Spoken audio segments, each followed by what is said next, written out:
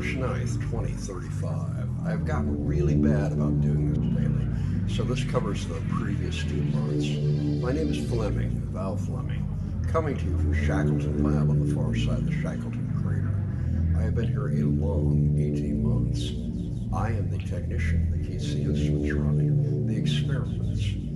Being in a crater straddling the lunar South Pole, I am in a permanent direct radio from Earth, as well as sunlight shadow, perpetually dark on both realms. With confirmation some years ago about the presence of ancient water ice in the shadow of the crater, NASA moved fast to put a base here powered by high-tech storage batteries. My main job being maintaining the various drones who are processing the ice. I did have a partner, Jacob, who had to leave 6 months ago due to family stuff. They said they would send me a new replacement, but it hasn't happened yet, and I question if it'll ever happen. I do my very best to keep busy, but even with just me keeping the place going, I have long periods where I have absolutely nothing to do. I communicate with Houston once or twice a day, a relay station on the north near side rim of the crater, beaming to another relay on a nearby mountain, also on the near side, is how we communicate. But a video session of just a few minutes, whereas I'm just rattling off numbers, and they ask me how I'm doing, and I say fine. This just isn't enough human contact, and yes, it is obvious that I'm starting to lose it. I've done my best to hide it from the people down in control, but my psychosis is nonetheless coming on. I've heard it said that a lot of people who are mentally ill don't know they are ill, but I know it. God, you don't know how much I know it. I know I am experiencing things, both audio and visual, that I'm not sure are real, which ties into the thing that's always puzzled me about this mission, especially considering the Earth RF shadow that I'm in. Why no S.E.T.I? Or more to the point, why can't I do S.E.T.I? Maybe they are doing it somewhere. Maybe it is above my pay grade, my need to know. Regardless, I bet the PRC is doing it from their base.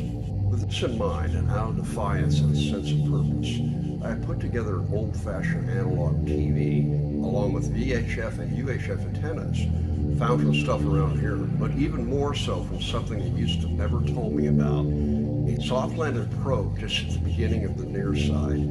I think it might be Russian, maybe the Luna program, but I can't tell because the emblem is bleached off from the sun. Regardless, it had everything that I needed. I also made an old-fashioned medium and shortwave radio. My thinking being, no one or close to no one uses these bands anymore. Anything I get on them should be a good candidate for something off-planet. I've made a scanner for both. When on, they are constantly looking for a signal, used to knowing nothing of my efforts. On my quieter days, I read or write. I'm writing my memoirs, a book. And I let the scanners go with the sound low, but not off. There's plenty of RF coming in from natural sources. It can be noisy, but usually it is just long periods of silence. The satellites, Mars, the Chinese, the Indian, European Space Agency, Japan, and Korea, they operate digitally on tight, narrow band frequencies, and my makeshift stuff doesn't pick any of them up. All this while, I must say, all this while hearing voices without any apparent source. Voices like someone is in the control room of the living quarters with me, standing right beside me. Some of the voices are from people I don't recognize. Others are from people that I know down on Earth, one being an ex-wife. A lot of guilt trips, or I should say, guilty trips, if you will. These episodes are very dreamlike, as if I am dreaming with my eyes wide open and I'm wide awake. I also have heard banging on the side of the base, and unless the PRC people are fucking with my head, this is impossible. I look at the cameras when I hear these things, and sometimes I see like a blur with no real form.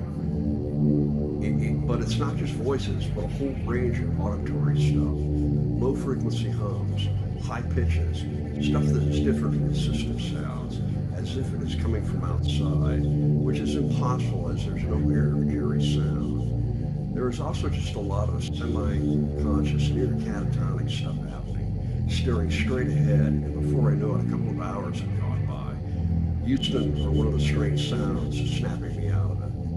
One such episode that happened yesterday was punctuated by an odd audio signal I got on my equipment. It was only there for a second. When I looked up, I didn't see anything. But about 10 minutes later, it was back, and it was coming from the TV, and on the screen was a weak and wavering images, black and white images, and through the static I could hear words, but in a language unfamiliar to me, but yet it sounded like an Earth language.